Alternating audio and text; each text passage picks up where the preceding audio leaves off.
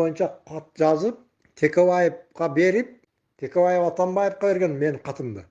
Анан Атамбаев телевизордон чыгып, менин чоң атам Кокон хандыгында салыкчы болуп иштеген деп сүйлөгөн. Ушундай.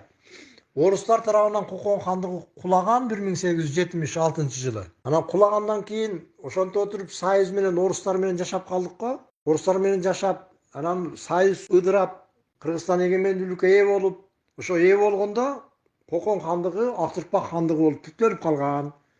Ошол Актүрпак хандыгыга бүтүндөй Кыргызстан баш ийип келди. Мисалы үчүн, мына Атамбаевдин доорунда Алчыбай Төрәлиевге эң мыкты деген наам берди. 3 миллион акча берди. Эми мен ошону Садыр Нуркожоевич баш ийбейт деп мен ойлоп жүрөм. Садыр Нуркожоевич, Камсыз Кыдышаевичтар Алчыбай Төрәлиевдин акчасына азгырылбайт деген ойдо жүрөм мен өзүмдүн ичимде. Алчыбай Төрәлиевди 30 жыл тоногон, 30 жыл урдаган мамлекеттин элдин ырыскысын кустурат деп азыркы күнгө чейин мындай үмүт кылып жүрөм. Бой кичине тоголок киши жүрөгүнөн апарасы болгон.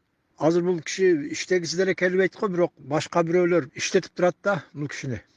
Тегерегиндеги ошол доля алып жүргөн, мурда доля алгандар, толтурада булан доля алгандар.